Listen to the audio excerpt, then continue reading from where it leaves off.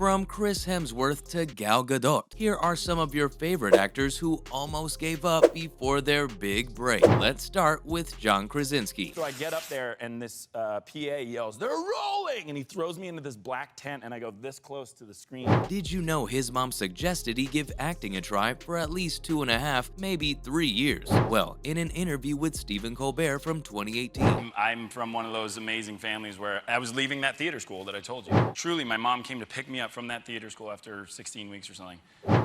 And my mom paused for probably a half a second and she said, "Great, go do it." Krasinski revealed that he was ready to return home after attempting to make it as an actor during that time. He found little success, but his mother urged him to wait just a little longer. Krasinski said, and I quote, "I just said, that's it, I'm done. I can't believe this. How terrifying. This is the worst possible scenario. Being a waiter is not as fun as they say." Luckily for him, he took his mom's advice, and after waiting for 3 weeks, he finally got a role in The Office. Gal Gadot is next. Did I pronounce your name correctly? I didn't hear the way you... Gal Gadot. Oh, you're good. That's good? The Gadot can be better. And when asked by Hollywood Access in 2020 if she was sure acting was for her, she wasn't. Of course, this was before her breakthrough role as Wonder Woman.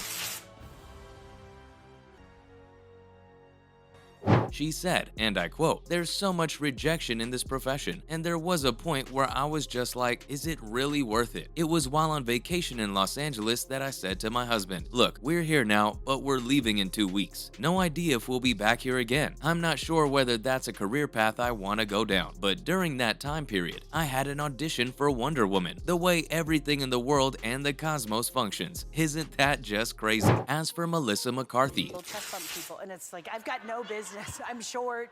I should not be throwing this around. she told Howard Stern in 2019 that she made the decision to change careers if she was still unemployed at age 30, since she had failed to break into Hollywood. Thankfully, she got the call that she got the role of Sookie St. James on Gilmore Girls just before her 30th birthday. As a result of landing this role, McCarthy was able to quit her other part-time jobs. "For the first time in my life, I felt like an actress," McCarthy said. "I left all my other odd jobs, including being a babysitter." Good for her. Next is Brie Larson. Thank you to the moviegoers. Thank you for going to the theater and seeing our films. I appreciate it. Thank you.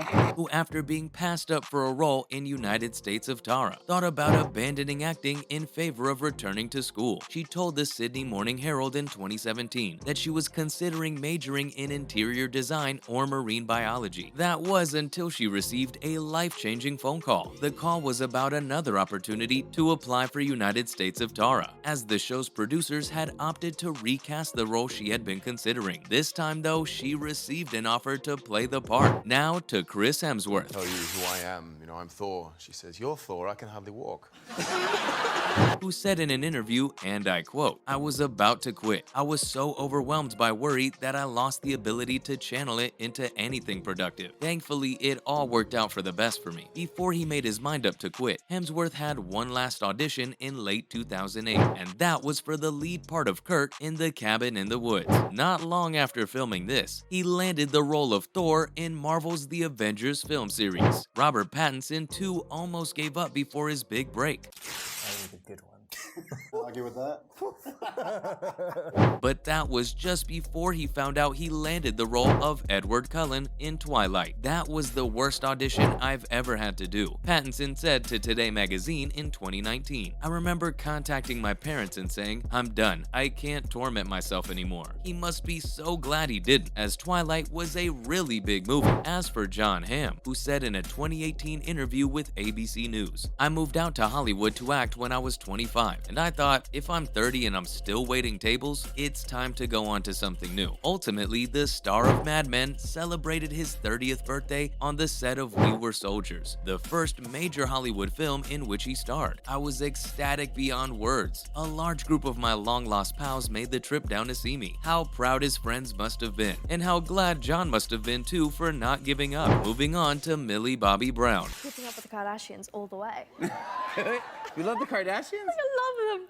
I love them. who also discussed how she almost called it quits on acting. She said in a 2020 interview with Jimmy Fallon, and I quote, "I think I was just very saddened by the rejection, which is something that I tell everyone, which is like this industry is just full of rejection 24/7. At the time, I was open to commercial acting roles of any kind. After that, I tried out for Game of Thrones, but was ultimately rejected. My realization that, oh, this is really difficult, and I guess I really wanted that role, came about that time." After her failures in Hollywood, Brown stated that her audition for the Netflix show Montauk, which later became Stranger Things, was one of her last tries at acting. She got the part, and the 4th season of the hit show, in which she stars as Eleven, will premiere this summer. Monique Coleman too had her own "I almost quit" story to tell. According to an interview Coleman gave to BuzzFeed in 2016, she was on the verge of giving up on her acting career immediately before she was recalled to audition for the part of Taylor McKessie in High School Musical. "I was going through a period which I think a lot of actors go through, where you're on the brink of giving up because it just doesn't look like it's going to happen for you," Coleman said. Cindy Williams has a similar story. The actress, who is famous for her role as Shirley Feeney on Laverne and Shirley, revealed to Inside Edition in 2015 that she was planning to become a waitress before she was cast in the role. She said, and I quote, "At the time, I was feeling down, and I started to plan working as a waitress. However, after going up for several roles and not getting them, Williams finally received her big break."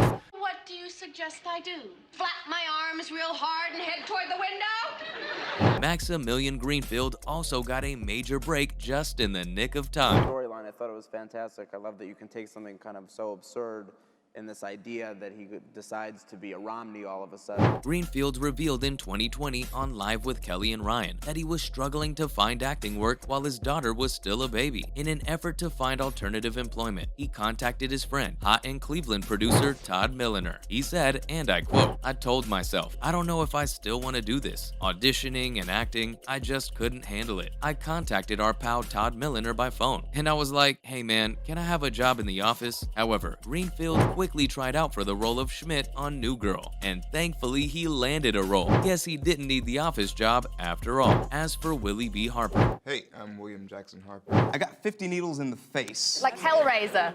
For real. They actually sent me to an acupuncturist. he was totally tired of trying out for movie roles and even stage plays. In a 2017 interview with Box LA, he said, and I quote, "I was thinking, okay, I could give theater and acting up. I could, quit entirely. My life will no longer revolve around the stage and performance. I'd accepted it for what it was. To put it bluntly, I'd told myself that, hey, look, this will probably be my last attempts. No longer will I devote as much time to theater and performing. It's not something I can count on." However, when The Good Place was casting for Chidi Aragonye during its pilot season, he auditioned and got the role. I was a professor of ethics and moral philosophy. Motherforker. Are completely insane, and that just makes the grinding harder. Big ups to him. Thanks for watching, and I'll see you next time.